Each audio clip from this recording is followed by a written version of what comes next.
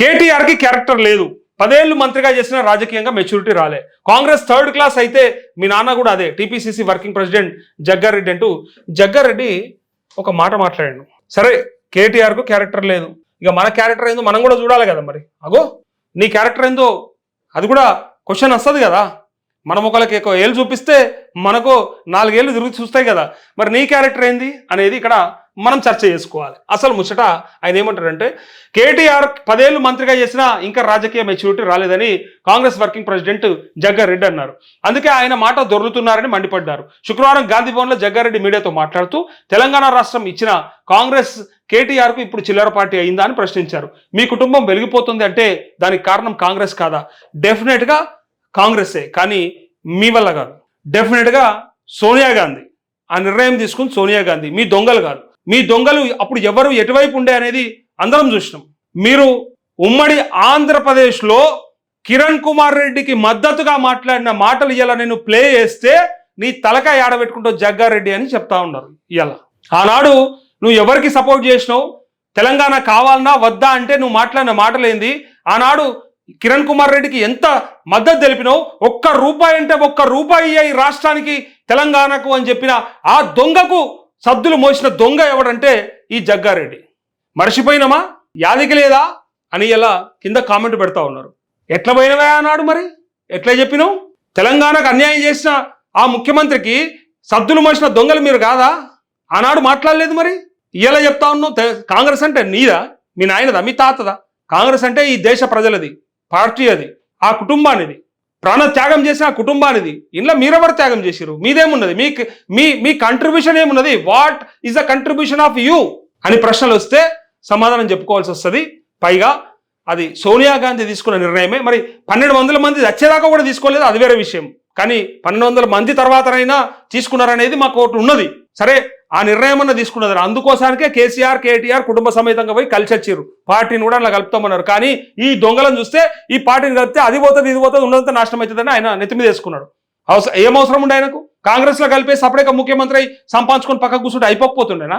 ఎందుకు వేసుకున్నాడు? ఇంతమంది దొంగల మీద పడంగా, ఇంతమంది చుట్టుముట్టు ఎగవడంగా ఎందుకు తనలాడాలని ఊకోవచ్చు కదా.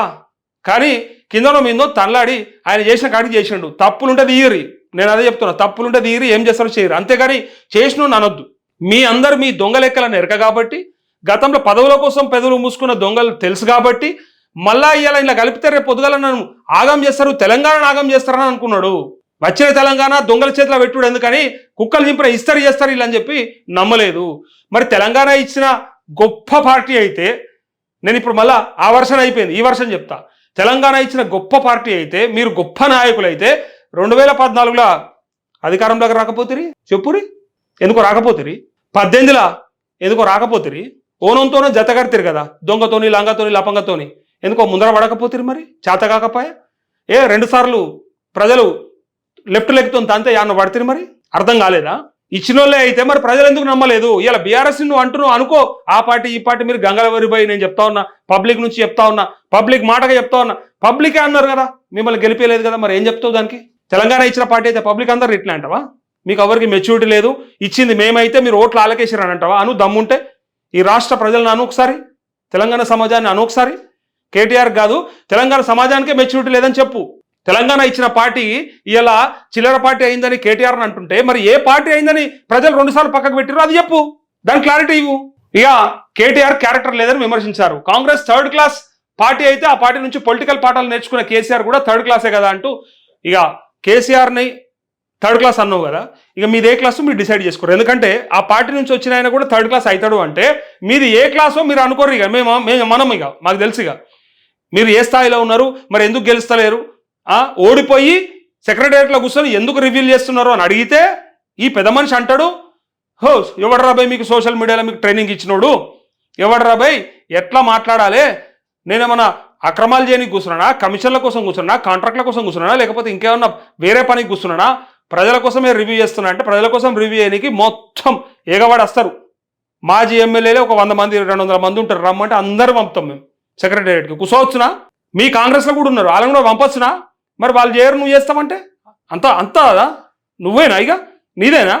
అనధికారికంగా నువ్వు ఎట్లా కూర్చుంటావు అసలు? తీసుకో, ముఖ్యమంత్రి కుర్చీ తీసుకొని కూర్చో, ఎవడద్దన్నాడు? నీకు అవకాశం ఇస్తే నువ్వు ఎమ్మెల్యేగా గెలవలేదు, పెద్ద పెద్ద మాటలు మాట్లాడుతున్నావు అని ఇలా వ్యతిరేకత వస్తూ ఉంది. అనవసరంగా ఓటుపై ఓటు చేసుకోకుర్రి. ఎంత హద్దులో ఉంటే అంత మంచిది. అది దాటితే భవిష్యత్తులో చూపిస్తారు, దాని సమాధానం అంతా కూడా కనపడుతుంది. ఇలా నీ అధికారంలో ఉన్నది కానీ నువ్వు గెలవలేవు, నెక్స్ట్ టైం అధికారం లేకుండా నువ్వు ఓడిపోయినప్పుడు ఉంటుంది మనకి, అప్పుడు చూపిస్తారు. అప్పుడు కూడా సెక్రటరియట్ కూర్చో, అప్పుడు చూపిస్తారు. అంటే ఎవరైతే వాడు పోయి కూర్చోవచ్చు, మాట్లాడవచ్చు, ఏదైనా చేయొచ్చు. ప్రజల కోసం మాట్లాడాలనుకుంటే ఎవరైనా రివ్యూ చేయొచ్చు. అదన్నా ఓపెన్ చేయరు. మరి అది తీసుకురండి, ఒకటి చట్టం తీసుకురండి. ఎవడైనా సరే ఓడిపోయిన నాయకుడు పోయి సెక్రటరియట్లో కూర్చొని ఖచ్చితంగా మనం రివ్యూ చేసుకోవచ్చు. ప్రజా సమస్యలు అయితే మేము మాట్లాడతాం, ప్రజా సమస్యలు అందరం మాట్లాడతాం. మేము అందరం గీడెందుకు పెట్టుకోవాలి? ఆనే పెట్టుకుంటాం. ఇదంతా కథ గీడెట్లా పెట్టుకుంటాం? పైసలు పెట్టి ఖర్చు పెట్టి ఆడ పెట్టుకొని ఆడికెళ్ళే మాట్లాడతాం. మేము కూడా రివ్యూ చేస్తాం. అగో నీకే వచ్చా రివ్యూ? మిగతా వాళ్ళకి రాదా? మాజీ ఎమ్మెల్యే లేరా? అందరికంటే నువ్వు ఒక్కొనిమే పైననా, ఇక మీదనా అని ఇలా వాళ్ళంతా అంటున్నారు. వాళ్ళకి సమాధానం చెప్పుకోజరా. జగ్గారెడ్డి అన్న, నీ పేరు చాలా మంచిగా ఉంది, దాన్ని ఖరాబ్ చేసుకుంటావు అంతే. నువ్వు నోట్లు పంచే విధానము, పేద ప్రజల కోసం నువ్వు మాట్లాడే విధానం కొంత ఇంట్రెస్ట్గానే చూస్తారు అందరూ. సో నీ పైన ఉన్న ఆ ప్రేమ, కాస్త ప్రేమను తగ్గించుకుంటే ఏమవుతుందంటే లాస్ట్కు అక్కడ కూడా ఉండకుండా ఆ కొన సీట్లో కూడా కూర్చోనియకుండా చేస్తారు. అది పబ్లిక్ చేతిలో ఉంటుంది. ఆలోచించుకోరు ఒకసారి.